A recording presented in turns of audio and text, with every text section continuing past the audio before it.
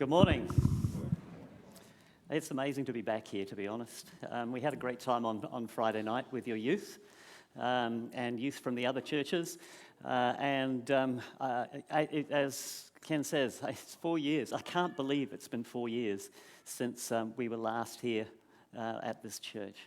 I'd like to tell you that Taryn and Mark, their baby's name is Gabriel, and I've been told that he is a biblical creationist. As you heard, my name's Mark James, and I work for an organisation called Creation Ministries International. CMI is a ministry that's set up to support the church in proclaiming the gospel message by upholding the truth of the Word of God, especially where it comes under attack through the use, or should I say through the misuse of science. I have an honours degree in organic chemistry from Victoria University of Wellington, and I'm sure you're looking at me now thinking that must have been a long time ago. And it was, and an awful lot of things have happened in the intervening years. I now like to describe myself as a lapsed, long-age, evolutionary atheist. If you'd told me 25 years ago that I'd be doing what I do today, I probably would have recommended some form of psychiatric intervention. Back then, I had questions about the Bible and about science and Christianity. And these were questions that I was certain no one could answer. These questions were for me an excuse to reject the gospel message. And you've probably heard some of these questions yourselves. Here's a good example. If the Bible's true and it all started with Adam and Eve, where did Cain get his wife from? Anybody heard that question before? Yes? How about this one? Again, if we all started from Adam and Eve, where do all the different races come from? And then there's the one that the kids love. What about the dinosaurs? Yeah, we're told that there was a great age of dinosaurs in the past. How come they're not mentioned in Scripture? And then probably the number one question we get about the nature of God, and as a challenge to our Christian faith, if God is a God of love, why do so many bad things happen in this world? Now, I'm going to ask, has anybody here heard any questions like this? If you have, could you please put your hand up and hold it up there for a second? So if you've heard questions like this, put your hand up. And now I want you to have a quick look around, because you are not the only one, okay? People have dozens of questions like this. And these questions are an intellectual stumbling block to them accepting the truth claims of the Bible. And you know what? We have answers to all of these questions. At Creation Ministries, we like to call ourselves an information ministry. And what do we do as an information ministry? We produce information. And as you came in, you would have seen the tables with the resources on them. Please, the first thing I need to say is that I'm not here to sell you books today, okay? That's not how our ministry works. We are a donation-funded ministry. Mums and dads around the country and around the world support us on a regular basis. And that helps us to come into churches like this to present the message like I'm doing today. And it also helps us to do the research and produce the resources to put into your hands for two reasons. Firstly, to encourage you in your own faith. See, I want you to understand that real science, properly interpreted, does not conflict with the biblical account. And secondly, to encourage you in sharing your faith. One of the best resources we have is our website. This is an amazing resource. The web address, it has now over 15,000 fully searchable articles, and the web address is very easy to remember. It's creation.com, okay? And I might test you on this later, so please bear that in mind. We also have a free email alert service. It's called InfoBytes, and it's designed to keep you up to date with important breaking news and the creation-evolution debate, and it provides links to the related articles on our website. All you need is an email address, and if you have an email address, I would strongly recommend that you sign up for InfoBytes. We're not going to spam you, and you can always unsubscribe at a later date if you decide that it's not for you. And there's no better time than now. I can't see Mark. Is Mark out there somewhere? Over there. Mark's going to hand around sign-up sheets for InfoBytes. All you have to do when it gets to you is jot your name, your contact details, and your email address in the spaces provided. And when you're done, please pass it on so that everybody gets a chance. So Mark's going to come forward and do that. And while those are going around, I want to give you an example of how all this information can be used in evangelism. You guys remember this bloke?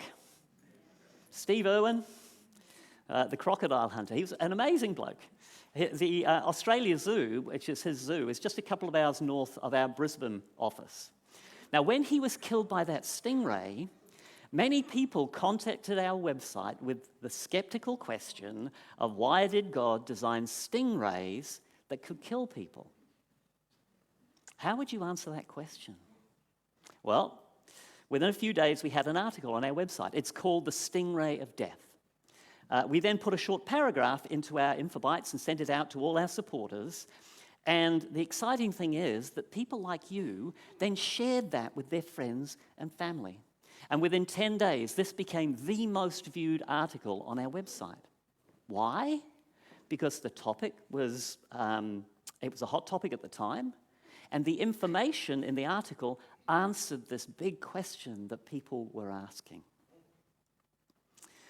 I titled my talk today, Genesis, Foundations for Truth in a Post-Truth World. Why post-truth? I don't know if you know this, but every year the Oxford English Dictionary has a word of the year. And in 2016, that word of the year was post-truth. It apparently describes a situation where personal beliefs are more important in shaping public opinion than objective facts. Nowhere, I believe, is this more obvious than in the creation-evolution debate. See, there's a misconception in this battle that it's a battle between science and religion. But it's not. It's actually a battle of worldviews. Our worldview is like a set of glasses or lenses through which each of us attempt to explain the world around us. Basically, our worldview provides answers to the three big questions of life. Firstly, where did I come from? Secondly, why am I here? What's my purpose? And thirdly, where am I going? What happens when I die?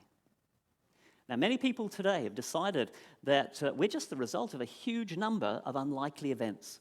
13.8 billion years ago, there was a Big Bang. And since then, time and chance have produced everything, including you and me. When we die, that's it, we're dead. There is no life after death. So if these are your answers to questions 1 and question 3, we came from nothing and we're going to nothing, what's the logical answer to question 2? We can have no purpose, right? We're just an accident, and ultimately, there are no consequences, so we can do whatever feels good.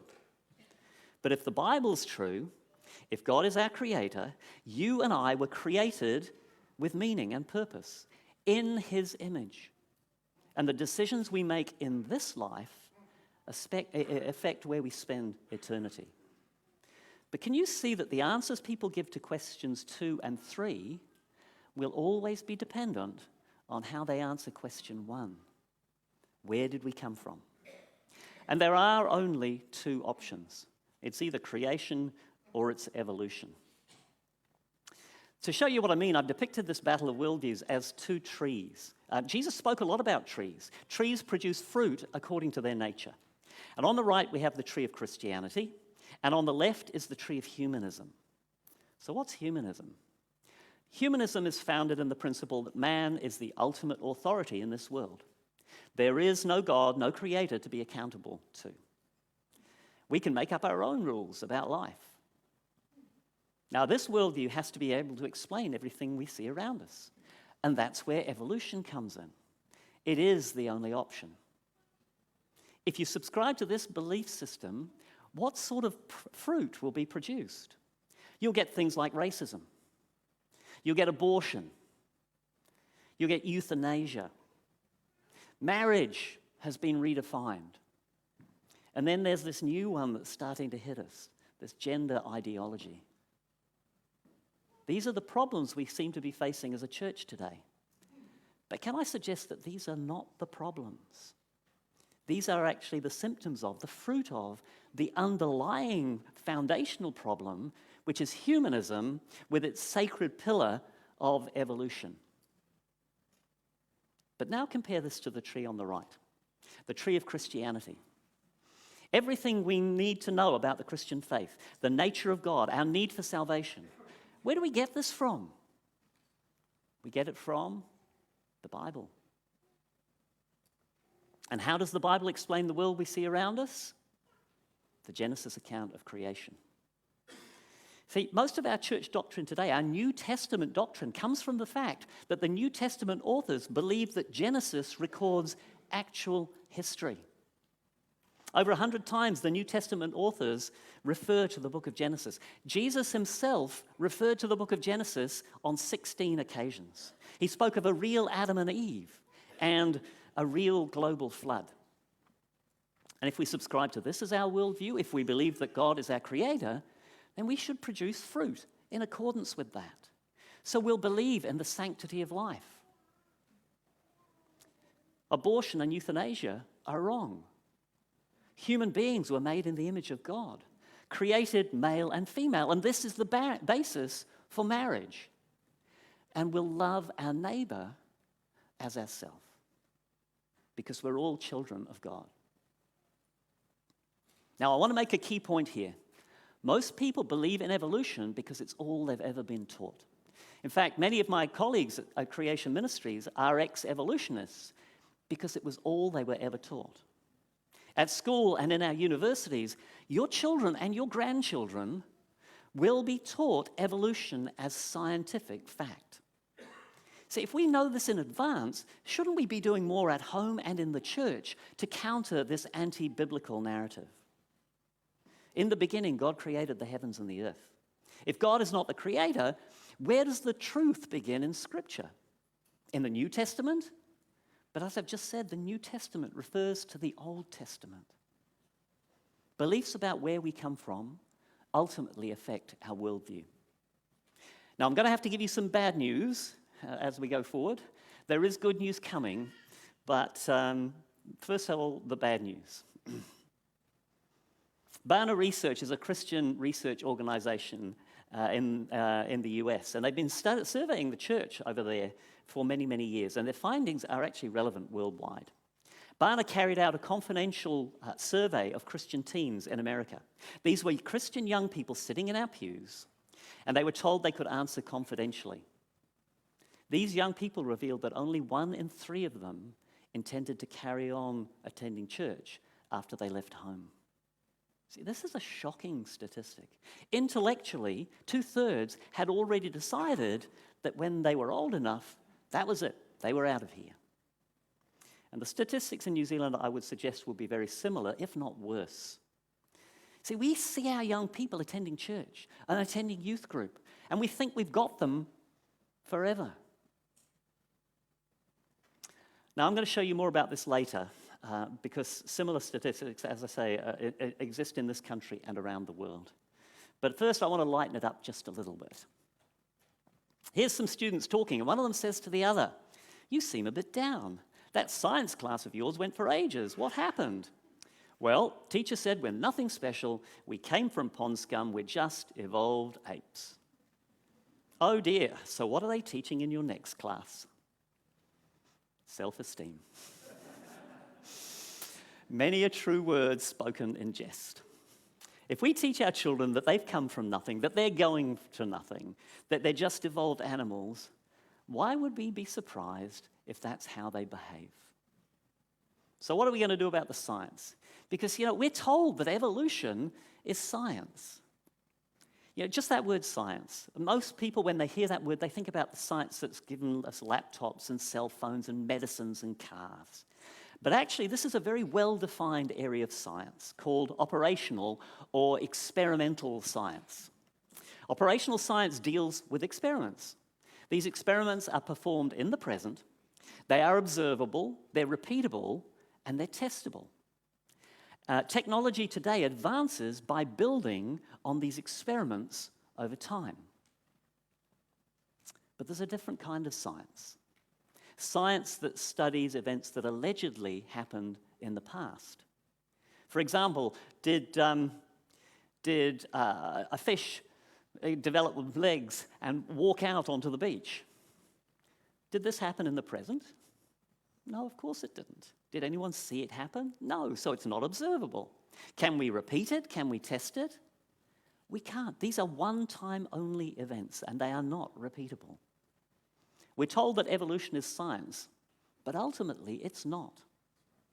Now, some Christians like to say that evolution is just a theory, but this is actually a very bad argument, because in the scientific community, a theory supposedly has good experimental support. For example, the theory of gravity. If I were to drop this, it goes down. I could repeat it over and over again, right? The theory of gravity works. It is good experimental science. But evolution is less than a scientific theory. It's a belief system. It's a worldview. It's a philosophy about the past that's used to explain everything we see today. Now, the interesting thing is, when we talk to skeptics about our faith, often they don't start by talking about evolution. They start by talking about the age of the earth. But there's a very good reason for that. You see, the theory of evolution requires gradual change over long periods of time. So an older Earth is essential for evolution.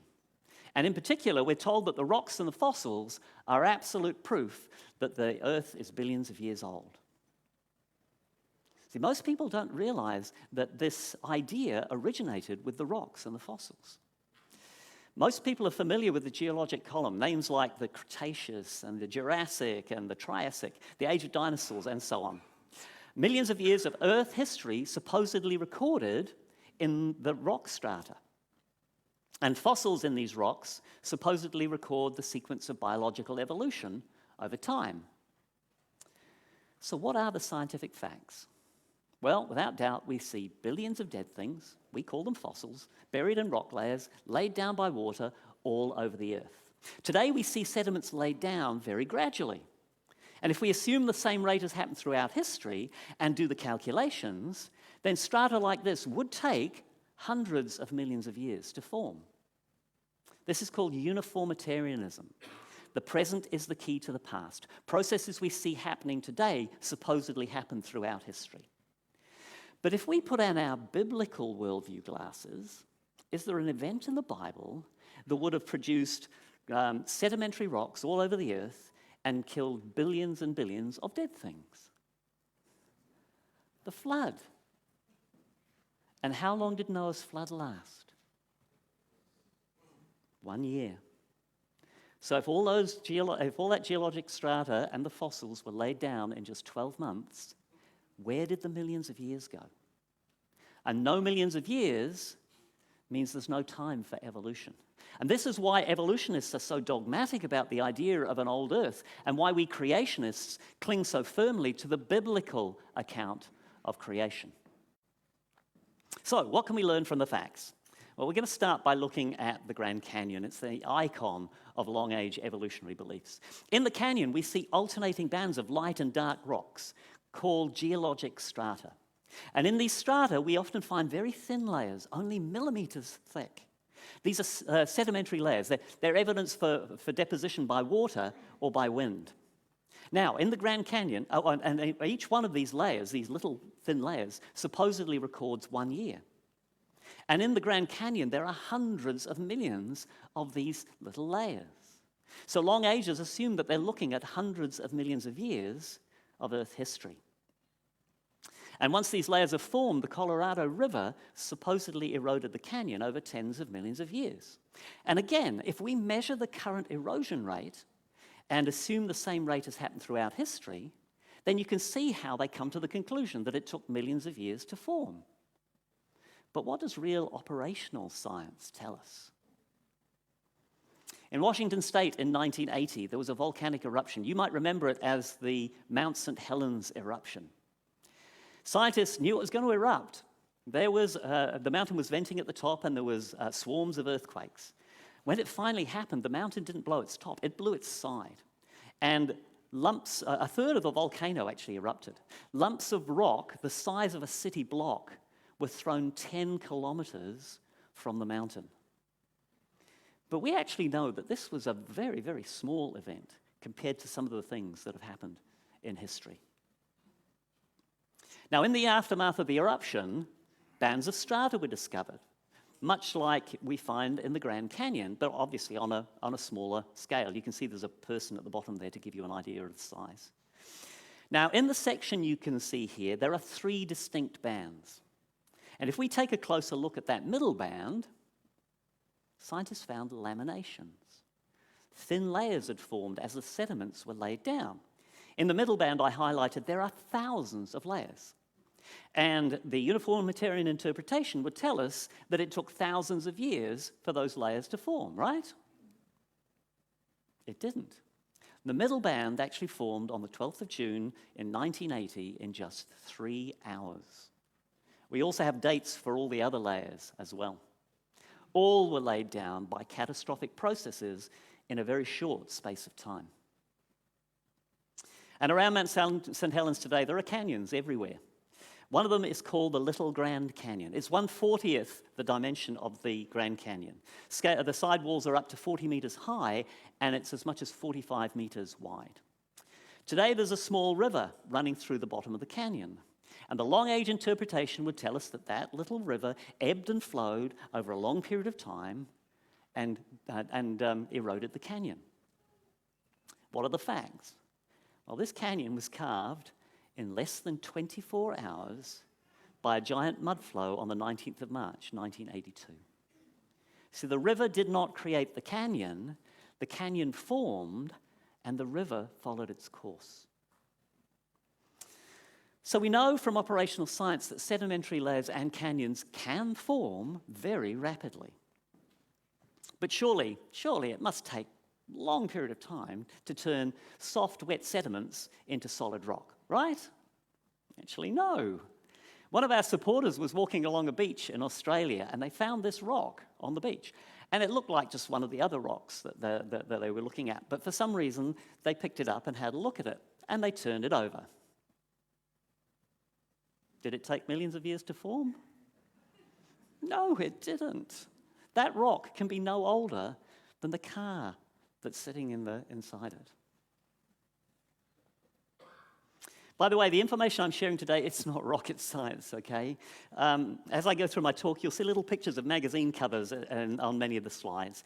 Most of what I'm covering in my talk actually comes from a magazine we produce called Creation Magazine. This magazine is probably the most important resource we produce because it's so easy to share the information with others.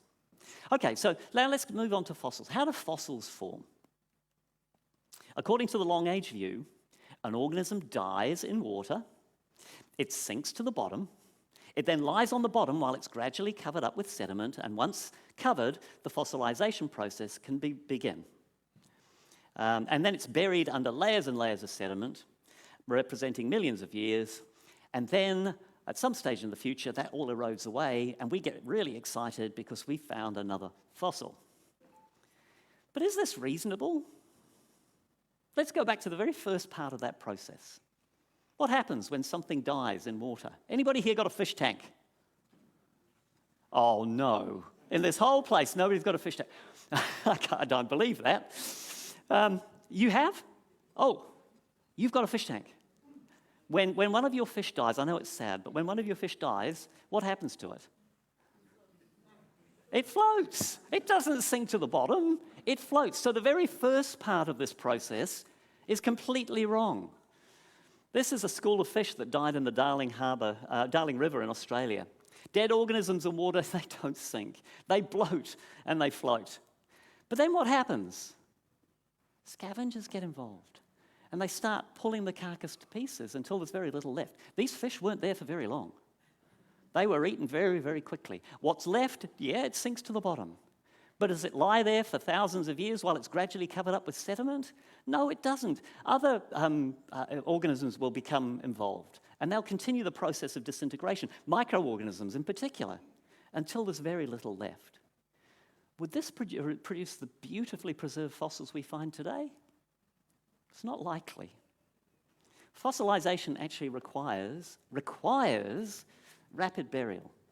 A lot of sediment in a short time, either immediately after the death of the organism or causing the death of the organism. Only this type of rapid burial will seal the organism from scavengers and decay so that fossilization can take place. And you know what? There are some amazing examples we find of fossils that can only be the result of this type of rapid burial. This is a fossilized school of fish, 257 of them, all swimming in the same direction. All of them must have died at the same time while still in formation. This is essentially a freeze frame, an instant in time recorded in the fossil record. We also find tree trunks, some of them up to 10 meters tall, standing upright, fossilized from top to bottom, and they're actually called polystrate fossils because they're standing through numerous strata, through numerous layers. Could these trees have stood up for thousands of years while they were slowly buried in sediment? It doesn't make sense. Sediments are laid down in a watery environment, which means these trees, if this is the case, they must have been standing in a watery environment for thousands of years while they're slowly covered up. But what would have happened? The trunks would have rotted away. And anyway, if the slow and gradual story is true, surely wouldn't we expect to find trees around the world that are 90% buried or 50% buried? Why is it stopped while we're watching it happen? See, there is fossil evidence of rapid burial all over the earth. Only a global catastrophe of biblical proportions provides a logical explanation for these scientific facts. Okay, so now we need rapid burial to start the process. But surely we've all learned at school that fossilization takes a long, long time, right? It's a long time to turn something into a fossil. Actually, no. Under the right conditions, it can happen very rapidly. This is a soft felt miner's hat that was buried in the Tarawera eruption in 1886. It was found 20 years later. It had turned to stone in just 20 years. Basically, the soft hat had evolved into a hard hat. There were other artifacts found as well that had fossilized in less than 20 years. All that's needed is the right set of conditions, and fossilization can happen very rapidly. Now, these observational scientific facts that I've just been showing you, and there are many, many, many more that I don't have time to go into today, they're absolutely consistent with the biblical timeline. Real science supports the biblical account of creation.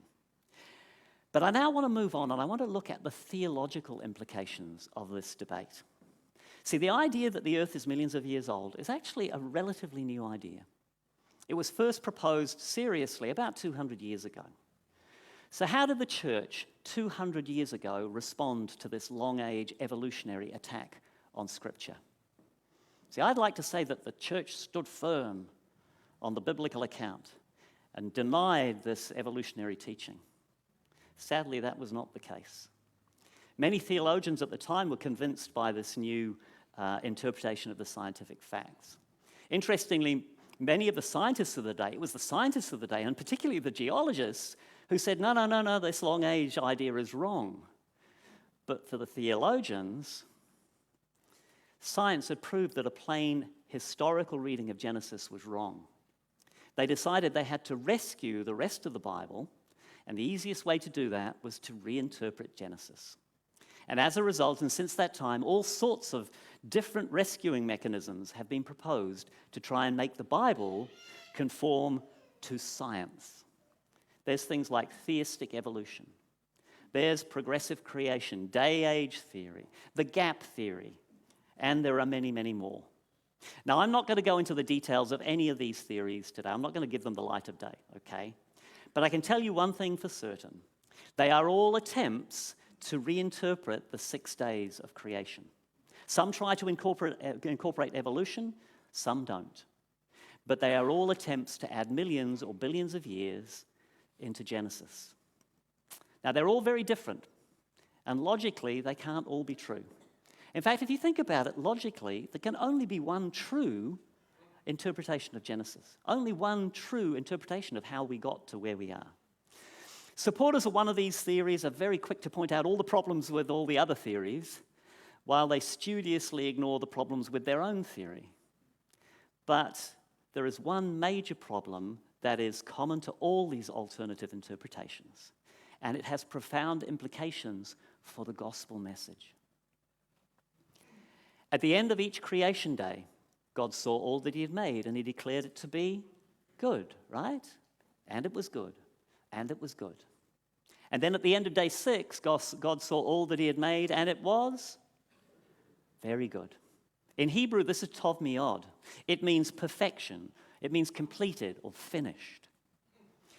See, any interpretation that adds millions of years, whether it's long days or gaps between the days, whether it includes evolution or excludes evolution, is putting millions of years before Adam and Eve. And where does the idea of millions of years come from? From the rocks and the fossils. Which means the Garden of Eden must have been sitting on top of layers of rock containing fossils, recording millions of years of suffering, disease, and death. And apparently, God declared this to be very good. Can you see the theological problems here? Is death good? No, death stinks. It's an intrusion into God's perfect creation. Death is an enemy. The Bible tells us that it is the last enemy to be destroyed. When we see bad things happening, when a loved one dies of cancer, or thousands of people are killed by a tsunami, this should remind us that something is very wrong with creation. It was Adam's sin that brought death and suffering into this world. There are over 100 New Testament references to this fact. In Romans 5, verse 12, Paul refers back to Genesis. Therefore, just as sin entered the world through one man and death through sin, and in this way death came to all men because all sinned. Now, I want to make an important point here. I'm not saying that you can't be a Christian if you believe in evolution and millions of years, okay? We are saved by grace through faith. But even if you don't believe in evolution, if you add millions of years to the Bible, the millions of years come from the rock layers. The rock layers contain fossils. Fossils are dead things. And the result is death before the fall in Genesis 3. And it is a gospel issue. Should we take Genesis literally? It's been put very succinctly in this simple but profound piece of writing. If Genesis is not literal history, with a literal very good creation, with a literal Adam and Eve, then sin did not literally enter the world through their actions. And we have a problem because you and I literally don't need to be saved from anything. We are saved because of events that happened in real history, events that happened in real space and time. Now, people are not stupid. When we tell the world that Genesis can have multiple different interpretations, the world justifiably concludes that Christianity is no different to all those other religions.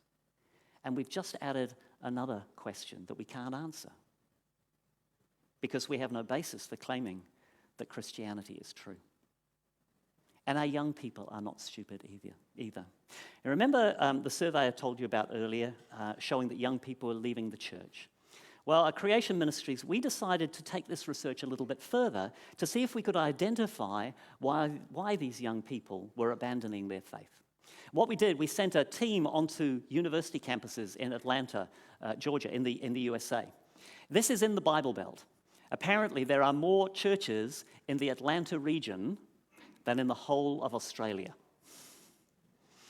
And as the students walked past, the interviewer asked 4 questions. Firstly, were you raised in the church? If they said no, we let them go. We only wanted to talk to those that were raised in Christian homes. We ended up with a sample of around about 100 young people who answered yes to this question. Then we asked, creation or evolution, which is true? Of the 100 students surveyed, only 5 believed in biblical creation.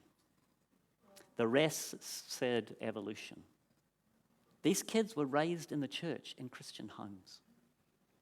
We then asked, did your pastors, your parents, or anyone show you any evidence that biblical creation might be true?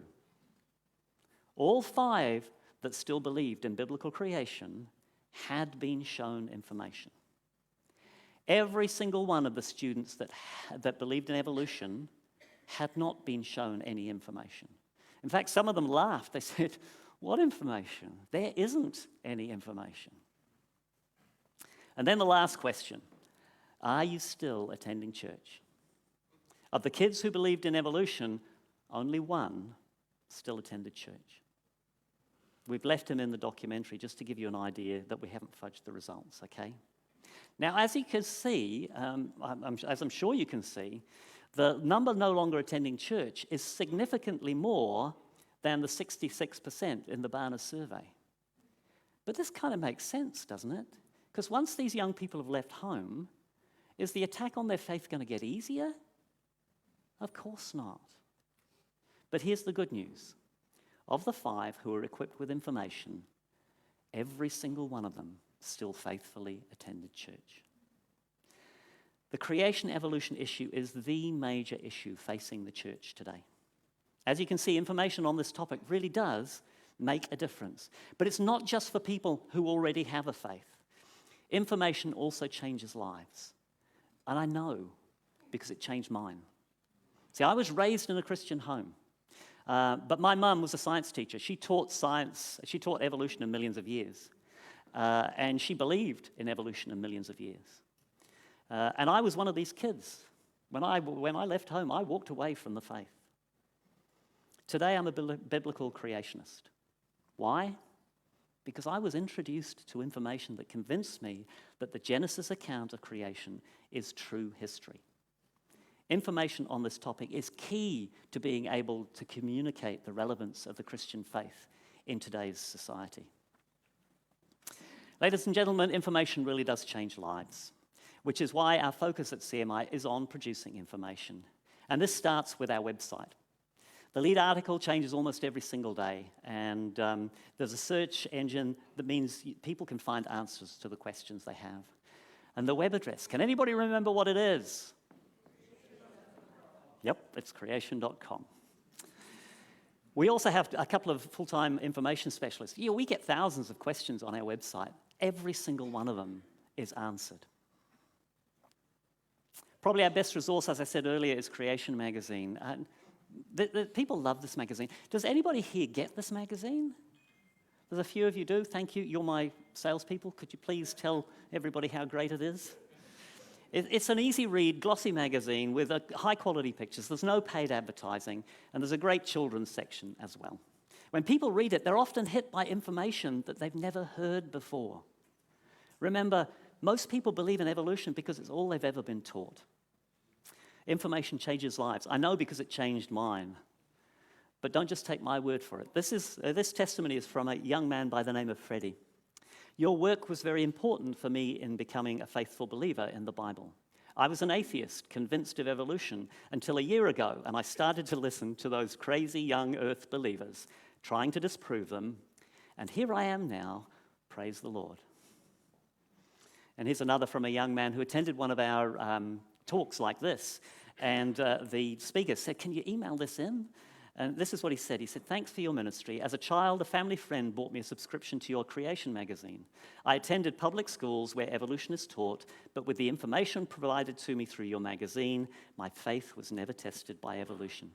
I'm now a Sunday school teacher, and my favorite topic is showing God's glory through creation. I attribute your magazine, a simple magazine, as a major contributor to the strength of my faith and my love of science. Thank you again." Creation Magazine is effective. It works. And we're actually going to give you an opportunity to subscribe to the magazine today. In a minute, my volunteer is going to pass around sign-up sheets for the magazine. But before he does, I want to quickly tell you about some incentives that we have at events, only available at events like this. If you sign up today, you get the print edition, obviously. But you also get the digital edition as well. This is good for 5 devices. So your children, your grandchildren, your workmates can get it on their tablets and on their smartphones. And they can read the information. So you get that for free today. And if you subscribe for a year, you also get a back issue. So you can start reading straight away. And if you subscribe for 2 years, you get the back issue. And you also get a DVD called One Human Family. This is an amazing talk. It's by a guy by the name of Carl Wieland, who used to be the CEO of our Australia office. And it's about race and culture. And the results, it's just phenomenal. We are one human family. And we also give you a copy of that Fallout DVD. So you can see for yourself just what the situation is like with our young people. Okay, I'm going to get Mark to come forward again, wherever he is, and he's going to hand out sign-up sheets for the magazine. When it gets to you, please make sure that you fill in your details, indicate which of the options you've chosen, and then can you please tear off the bottom part and take it to the resources table afterwards to make payment and to receive your free gifts. And if you're in a rush, just drop it on the table and we can sort it out later. This magazine also makes a great gift for believers and unbelievers as well. And if you want to give a gift subscription, there's a tick box at the bottom of the form, and there's room on the back for address details. See, this is an incredibly easy evangelism tool to use. When we've finished reading our copy at home, I give it to the Chinese family next door. And I know that their eldest son is reading it because we've discussed some of the articles. Okay, so while those are going around, I want to look at some more science because that's what I like to do. This is a really interesting one, and I don't get to talk about this very often, so I'm quite looking forward to this. Around the world, there are these large natural bridges and freestanding rock arches. They're incredible, and they're found all over the world, and they're formed by erosion. They're called erosional remnants. They're very beautiful, and they are very, very delicate. Arches National Park in Utah in the USA has more than 2,000 of these structures. One of the most spectacular was Wall Arch. Now, I say was because sometime on the 4th of January in 2008, Wall Arch collapsed. It's now just a pile of rubble. And this is not an isolated event. Of the 2,000 plus formations in the park, 43 of them have actually collapsed between 1970 and 2015. That's a rate of about 1 per year. You see, at this rate of collapse, there will be no natural arches or bridges left in Arches National Park in about 2,000 years. But we don't see evidence of thousands of these formations, or millions of them, having collapsed in the past, and we don't see new ones forming, especially not at a replacement rate of 1 per year. And this is not just happening in Utah. The Azure window in Malta collapsed in 2017.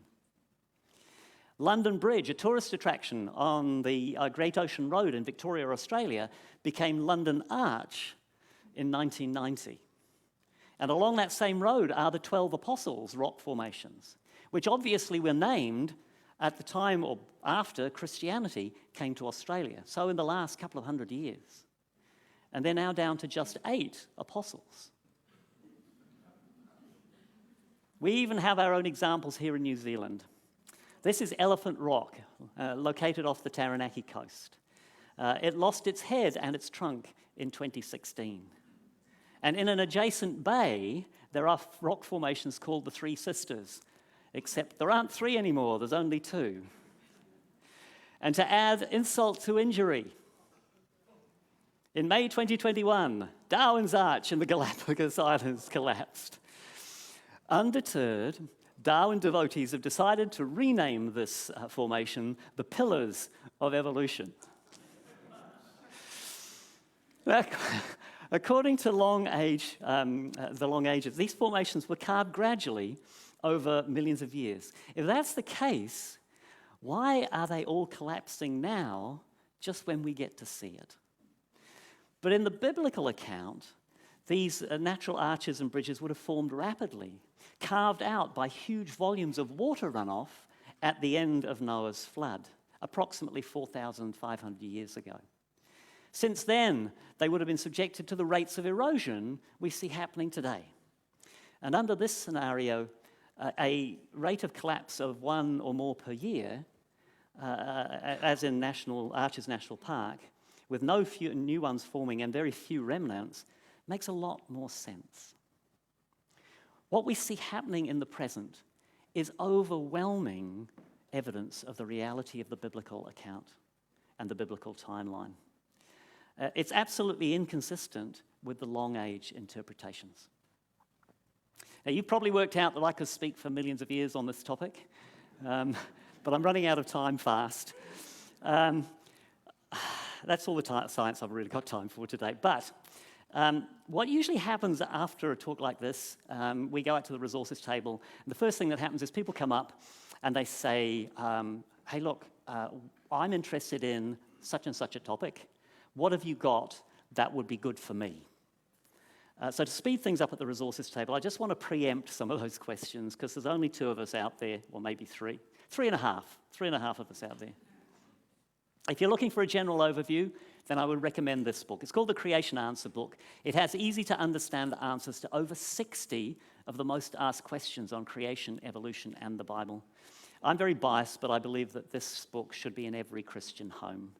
It actually comes with free study guides as well. You buy the book, you download the study line online, and you can go through this with your family or with your home group. And you can also get this book for free. All you have to do is buy the intro pack.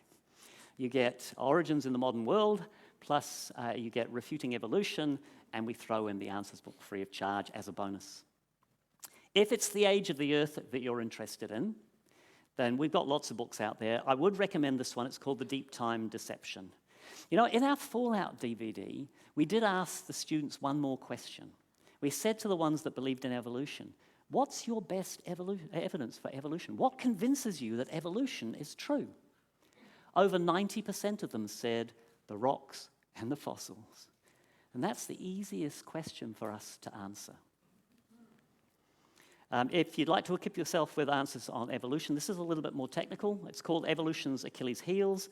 9 PhD scientists who got their degrees from secular universities completely dismantle the theory.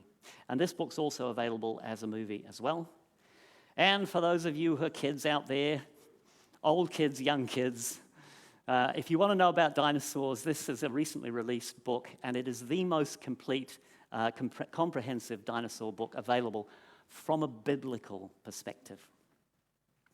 And one last one, if you're concerned about your young people, this book, The Creation Survival Guide, will help them to navigate the difficult school and university years and come out the other side with their faith intact. We've also got lots of children's resources, dinosaur books, Noah's Ark books, and the real Noah's Ark, not those silly bathtub arks you see in most children's books. So to round it all off, I want to return to those 3 big questions that we considered at the beginning. Where did I come from? Why am I here? And where am I going? Remember how our answers to questions 2 and 3 will always be dependent on how we answer question 1. If the Bible is correct in what it tells us about question 1, then surely it makes sense that we should go back to the Bible to see the answers to questions 2 and 3 as well. Regarding the question, why am I here? The Bible's been described as a love letter from God. All the way through, it tells us that He created us to be the recipients of that love. And we are designed to love Him back, to know Him intimately, and to live a life of purpose, fulfillment, and excitement. And what about that last question? Where am I going when I die? The Bible also gives us a very clear answer to that one as well. Remember how good the world was before the entry of death and suffering brought on by sin? God promises a restoration to a similar state, but this time even better. The complete removal of all pain, suffering, disease, and death in a place of intense joy and peace, in His close presence forever. See, Adam and Eve had the choice of obeying God and living forever in a perfectly good paradise, or rejecting Him and experiencing a future of pain and suffering that was never intended for them. We all face that same choice today. I have one final thought. We have so much information today. more information than at any time in church history. People don't get to hear about it because creation isn't allowed in the secular realm.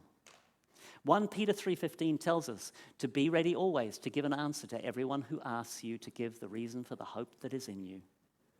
But do this with gentleness and respect. Remember, you and I can't save anyone, but we are called to be faithful witnesses. Thank you. If you have any questions, please come and see us at the book tables. We do like answering questions. Ken, we talked about the possibility of having a Q&A session. Have I run out of time? Because I think I've gone over, haven't I? I have. Sorry about that. Okay, look, ask. Yeah, please, catch us at the back. Thank you so much.